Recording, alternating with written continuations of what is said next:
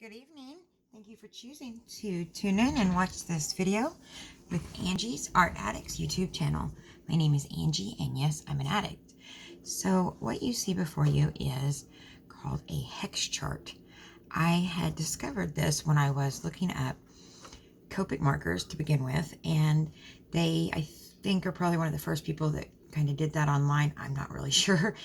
And then I had discovered that a few different people had some classes online that sold the hex charts and the polychromos and the Prismacolor, and found some different resources for that stuff.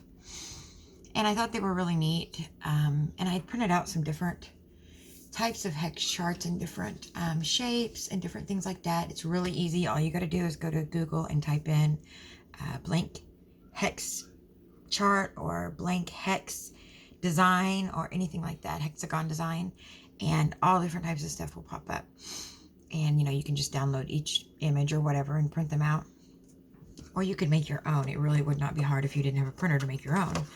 I had seen a really awesome idea, and I do plan to get one. It's a hole punch. It's for like crafting or scrapbooking, and it hole punches a hexagon shape right out of the paper, or like this is the magnet that I'm using for these, and that would be a lot easier than me having to individually cut out each one of these hexagons twice, because I have to cut them out there and then I have to cut them out when I attach them to the magnet. So I had seen one other person do this, something similar, and so I decided to try a hand at it and give it a little of my own twist. And the reason I'm doing these markers instead of like the colored pencils and doing it like that is because with the colored pencils, I really couldn't justify a reason why I would need to change around my color chart, because I have the whole set.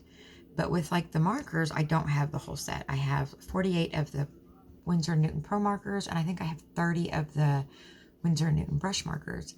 And so those are the exact same inks, just with different brush nibs and tips.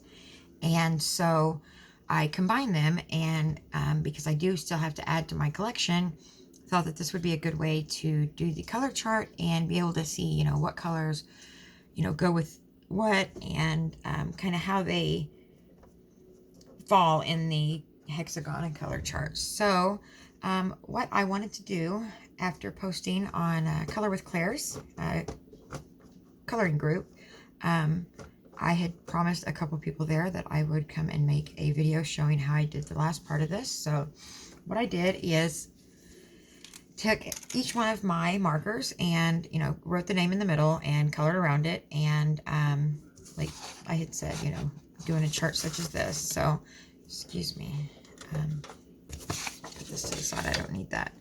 Okay, so that was a whole sheet. This was with all those on it. And after I colored all them in and wrote the names, I got a set of 2. These were little sheets like you could put a 5x7 picture on. And I got these at Walmart, and I think it's like $2.95 or something, really cheap, in the arts and crafts section. And it's magnetic, as you can see. So like you could put a picture on there and put it on your refrigerator or whatever.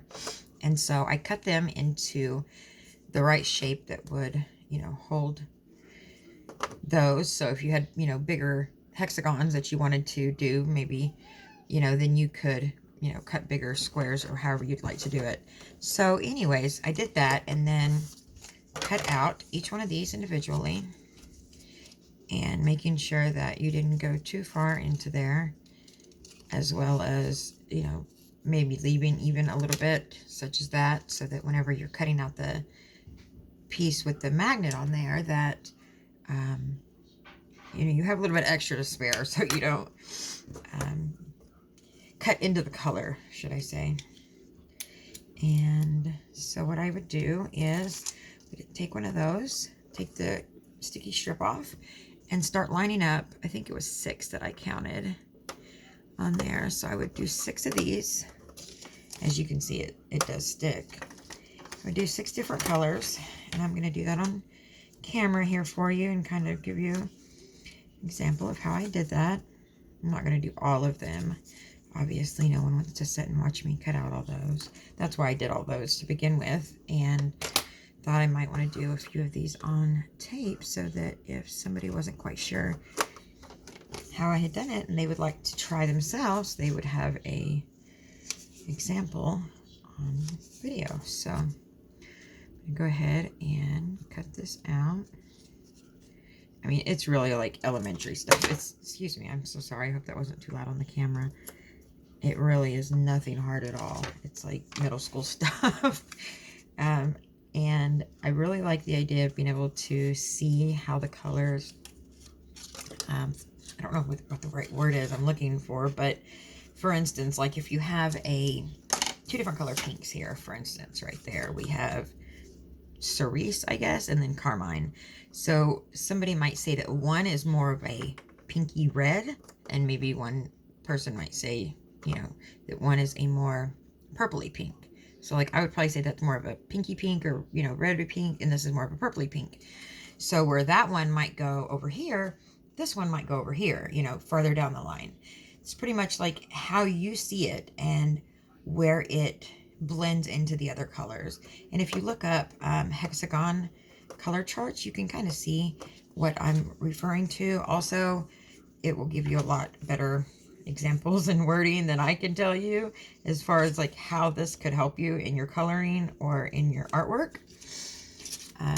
It definitely helped me.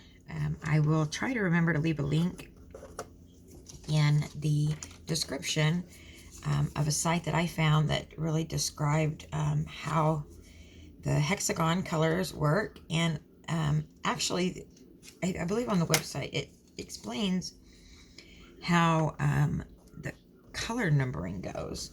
I'm sure that some of you people have, some of you viewers, that sounded awful, some of you viewers have went on different like apps or websites and seen how every color kind of has like a letter and a number, like RPL 225 or something like that. I'm sure that isn't even right, but something similar to that. And you can, you know, type in that code to any of the color, you know, websites or apps, and it's going to give you that exact same color every time. And I think it's like how it goes red, blue, green, or something like that, and the numbers.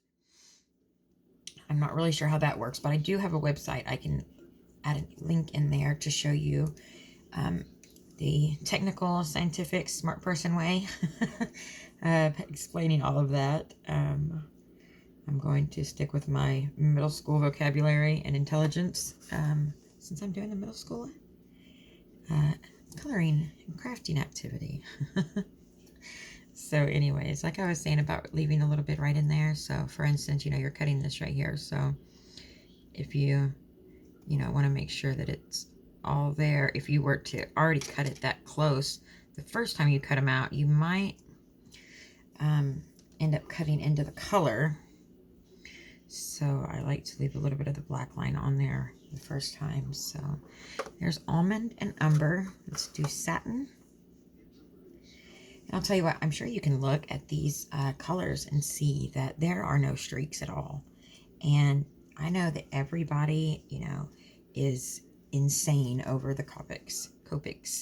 And I have a set of 6 skin tones, and I have a black Copic, and I absolutely do not think that they are any better than this. I 100% do not. And if you go, I missed a spot right there.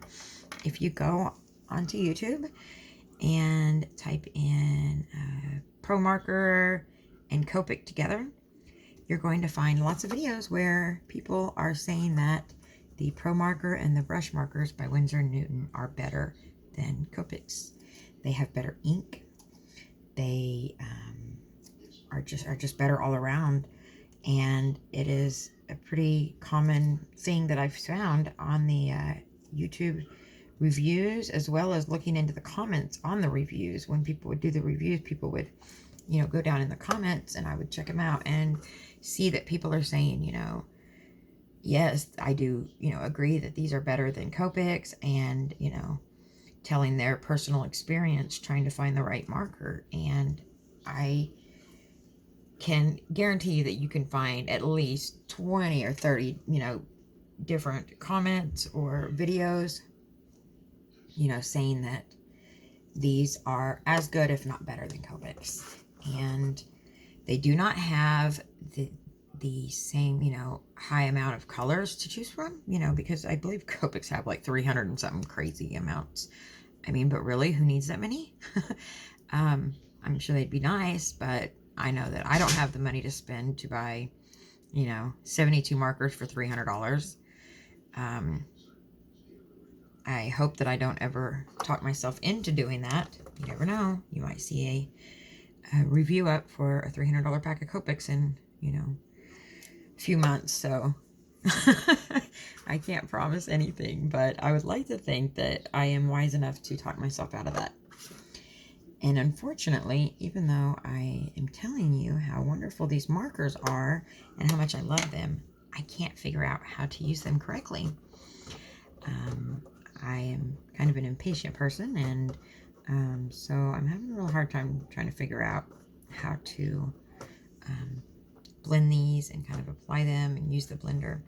Anyways, so you kind of seen how I did these right here. And what I'm using, this thing right here is you can see, flip it over, and it's still all sticking, so it's pretty cool. This is a Brunswick design. Let me turn this around. 45 pastel pencils that I have. Well, obviously they're not in there, but this is something that I had ordered. Beautiful pencils, really awesome. I got really frustrated when I first got them because I thought that they were messed up or had been damaged, because when I tried to sharpen the first one or two, they messed up. But then I realized it was because I didn't have the right sharpener, and ta-da, this sharpens every pastel pencil amazingly. Anyways, back to the point of the video. So I'm going to turn this back around again. Sorry about that. And let's see where these colors would go. So we have satin and almond, and they are kind of like skin tone type colors. So I'm going to move this kind of over here. So we have Ivory Blush. This is pastel beige. And so see, that's kind of like light colors, pinky, kind of going off into the browns, cinnamon, burnt sienna, raw sienna, and cocoa. So see, the almond is, I'd probably say for sure like right there. And then satin, you know, you could put it really anywhere, but maybe like that. And then I would say the next thing would probably be, out of the colors that I have right now out, maybe did I have something on it? I was trying to figure out why that wouldn't stick in right. Okay, there we go. So maybe like that, because it's kind of that pastel beige. It's kind of like a light green type color. And then kind of doing it out like that. Let's see here. I'm not real sure how I'm going to get those yellows in there. Let's see, that's a lime green. And then throw those over here. And like I had said before, I think this is going to work out really well because I'm going to be constantly adding to this collection. And so, you know, say I get 2 different new green markers and I think they need to go right there. I don't have to print out a whole brand new hex chart, fill it all out, and then add those 2 markers in there. I can just, you know, color in 2 of my hexes and put them on one of the strips, and I have those added to my collection. So let's put the umber over here maybe. And I didn't say I was good at this. I just said I thought it was a good idea. So let's see here. Ocean teal, probably over here with the blues, the turquoise maybe right there. Lush green, let's do that right here. And fire brick red. Let's see. Let's do that right here. So that's what I have printed out so far. And this is a gray. I don't really have that attached anywhere. I still have these to go here and so many more to add to my collection. I don't have but 2 oranges, I think, the bright orange and the mandarin. So I definitely have a lot to add to my collection, but I do plan on learning how to use them correctly before I make any more purchases. So I hope that someone watching this has been enlightened and found something that they might want to do to waste some time in their life, or, you know, be able to enjoy their different mediums and color crafting even more than they already do. Thank you so much for watching. Hope you enjoyed this and have a blessed and wonderful day.